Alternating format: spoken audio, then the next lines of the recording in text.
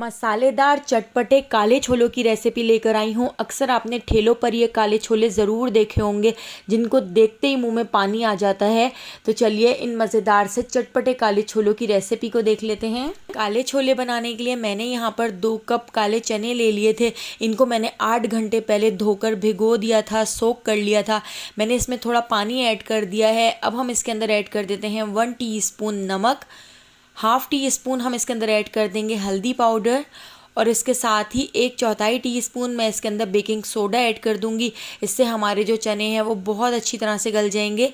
और इसको मैं गैस के ऊपर पकने के लिए रख देती हूँ, इसको बॉईल कर लेती हूँ। इतनी देर हम एक मसाला बना के तैयार कर लेते हैं। तो 1 टीस्पून नमक, हाफ़ टी स्पून हल्दी, हाफ़ टी स्पून हम इसके अंदर ऐड कर देंगे लाल पिसी हुई मिर्चें, हाफ़ टी स्पून लाल कुटी हुई मिर्चें ऐड कर दी हैं।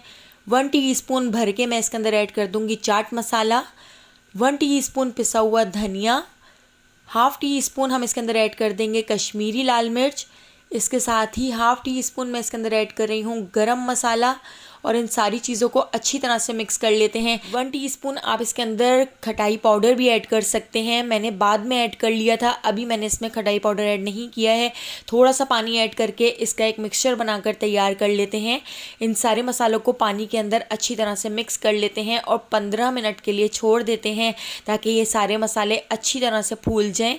इस तरह से जब हम काले चने बनाकर तैयार करते हैं तो बहुत ही मज़ेदार सा टेस्ट आता है। गैस के ऊपर एक फ्राई पैन रख लिया है, इसके अंदर मैं ऐड कर देती हूँ 1/4 कप ऑयल को थोड़ा सा गर्म करने के बाद हम इसके अंदर ऐड कर देते हैं 1 टीस्पून ज़ीरा और 2 मैंने यहाँ पर इस तरह से डंठलें ले ली हैं कड़ी पत्ते की।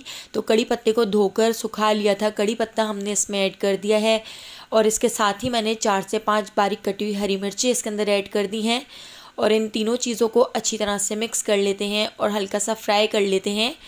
तो मीडियम टू लो फ्लेम पर इन तीनों चीज़ों को फ्राई करने के बाद अब मैं इसके अंदर ऐड कर देती हूँ 2 टेबलस्पून भर के लहसुन अदरक का पेस्ट। लहसुन अदरक के पेस्ट को भी 1 मिनट तक हम इस तरह से फ्राई कर लेते हैं। साथ ही मैंने यहाँ पर जो मसाला बनाकर तैयार किया था वो पूरा मसाला मैंने इसके अंदर ऐड कर दिया है। अब हम इसको अच्छी तरह से मिक्स करके पका लेते हैं।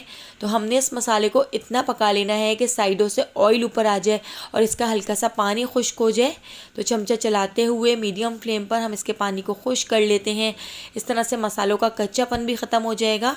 इसके साथ ही मैं यहाँ पर ऐड कर देती हूँ 2 टेबलस्पून भर के इमली का पल्प। इमली के पल्प को मैंने फ्रीज़र के अंदर जमा दिया था तो वो मैंने इसके अंदर ऐड कर दिया है। हाफ़ टी स्पून मैंने इसके अंदर चीनी ऐड कर दी है। चीनी से बहुत ही मज़ेदार सा टेस्ट हो जाएगा। इन सारी चीज़ों को अच्छी तरह से भून लेते हैं, मिक्स कर लेते हैं। तो ये काले छोले बहुत ही जल्दी बनकर तैयार हो जाते हैं। हमने ना ही तो इसमें प्याज टमाटर का इस्तेमाल किया है, तो बस इसी मसालों के साथ हम इसको अच्छी तरह से भून लेते हैं। ऑयल ऊपर आ चुका है साइडों से। अब मैं इसके अंदर ऐड कर देती हूँ चने।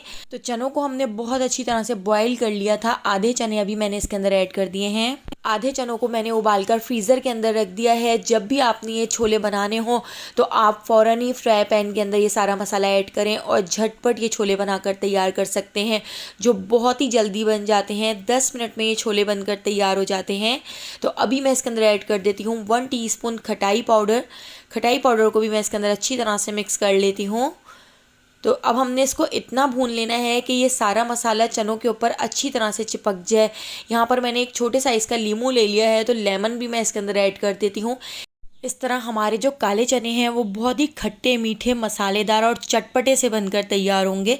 तो ये सारी चीज़ें मैंने अच्छी तरह से मिक्स कर ली हैं और यहाँ पर आप देख सकते हैं ये सारा मसाला हमने छोलों के ऊपर अच्छी तरह से चिपका लिया है, मतलब बहुत अच्छी तरह से भून लिया है। तो अब मैं यहाँ पर आपको चेक कराती हूँ, देखिए कितने ज़्यादा मज़ेदार और चटपटे हमारे छोले बनकर तैयार हुए हैं।